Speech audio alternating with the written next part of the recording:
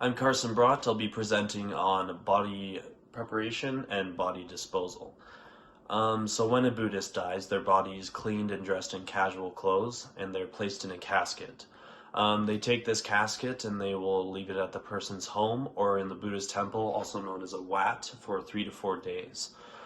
During this time, that is when their inner breath continues. So although their body is dead, it's believed that their spirit is there, and this 3 to 4 day state is a time where they witness the clear light, and this is a state of meditation that's meant to maintain their spiritual well-being before their body is disposed of. So a person who recognizes the clear light in the moments of its arising may rest in a meditative state for some period of time, usually 3 to 4 days, during which time the inner breathing continues. Also during this 3 to 4 day period, monks will visit their house every night and they will be reading Buddhist scriptures. This is also a time when friends can visit the casket as well as family. So, funeral wakes. Buddhists can be buried or cremated, although they prefer cremation. So they will have a cart or a car, a truck or a hearse, take them to the cemetery or the cremation grounds. Most often cremation though.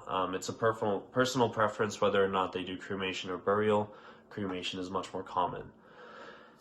So for the funeral procession, usually it will be everybody who is attending the funeral in the funeral wake. And they will have a number of monks there as well.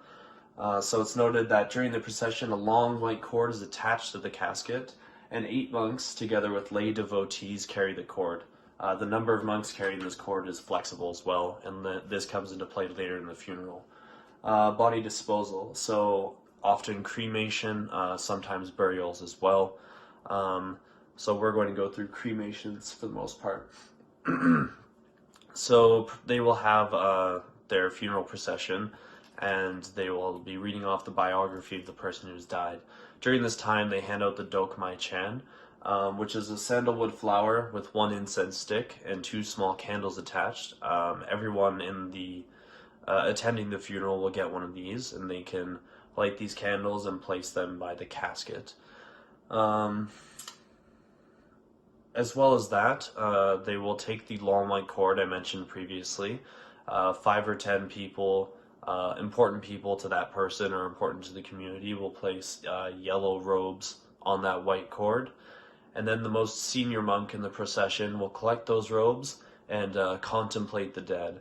And this is supposed to bring merit to the people who allow this monk to do so, and they can devote this merit to the person who has died as well.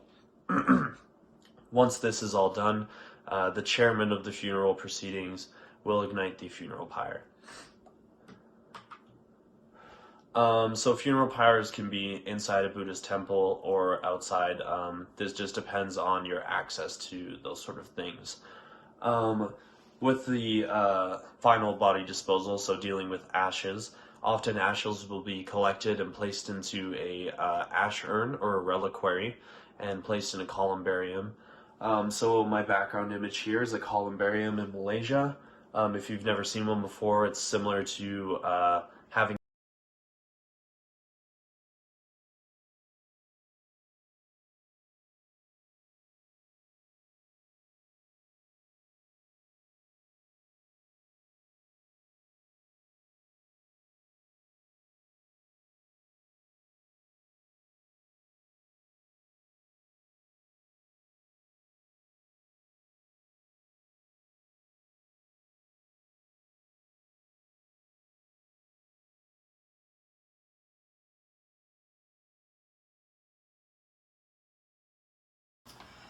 This is grieving. Death, illness, and aging are portrayed in Buddhism as the fundamental sufferings that everyone must confront. Since Buddhism evolved as a faith more than 2,500 years ago, it has branched off in many directions due to the separate cultures it found itself adapting to. Although these different practices of Buddhism may differ in part because of the cultures of the practitioners, they all hold meditation as a key aspect to healing from grief, loss, and inevitably death. According to Nichiren Buddhism, Specifically, there are 3 kinds of pain that one must go through in life: physical, psychological, and existential. Death forces the individual to face all 3 of these at the same time. By facing one's own mortality, it is possible to alleviate the uncertainty and fear associated with death. This eternal view of life allows those holders of this faith to have hope. Those lost to death will be reincarnated, and one day the loved ones parted will be reunited in life again.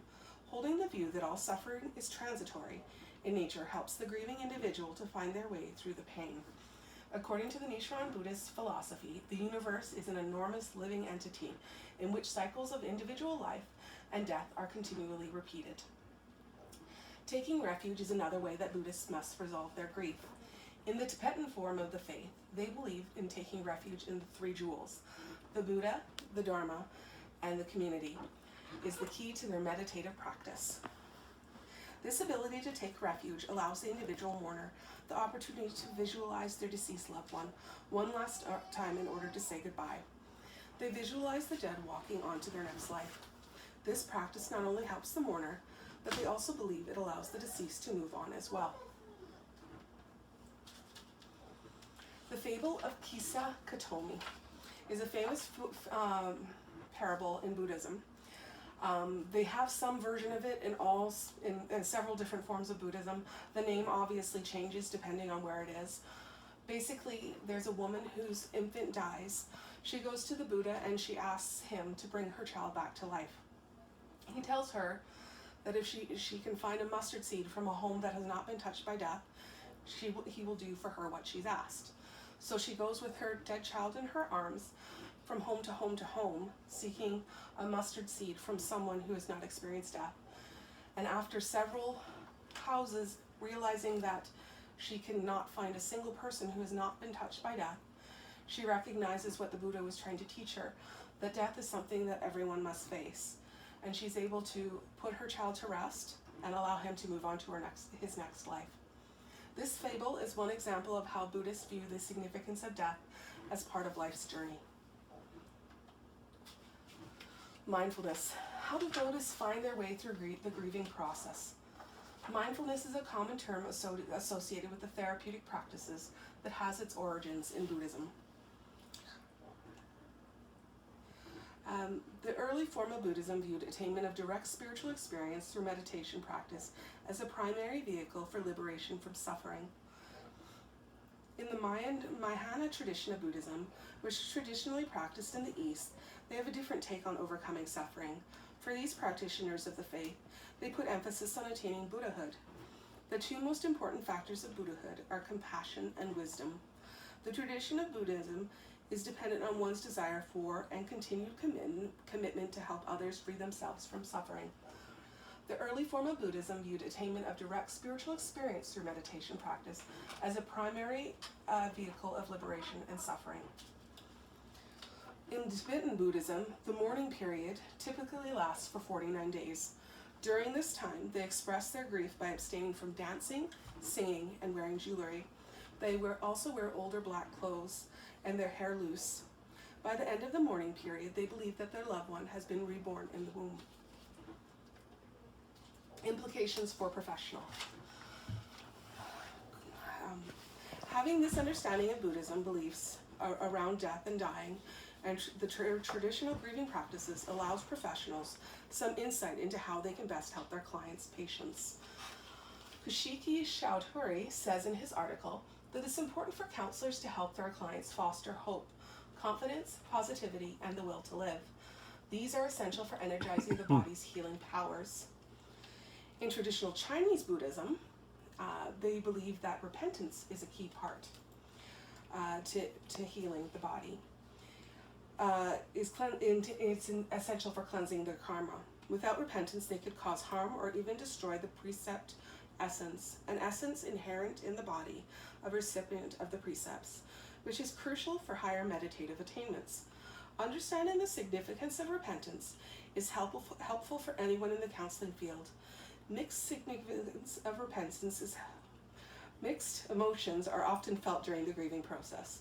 This can often be a sense of guilt for not doing enough. Such feelings of guilt can worsen depression and anxiety. From a psychological perspective, repentance appears to help individuals alleviate such feelings through the expression of their actions, increase self-awareness of their intrapsychic, cultivate self-forgiveness, and instilled hope for future positive actions. These repentance rituals have similar cathartic effects to group therapy. By creating a supportive environment in which participants normalize one another's feelings, and the sutras affirm participants that their sins can be cleansed through genuine repentance. Physical treatment of the patient. Many Buddhists may choose to abstain from pain medication, especially in palliative care. This is because they want to remain clear-headed in order to have for them to have their mindfulness and being able to be aware of everything. It's very important to them.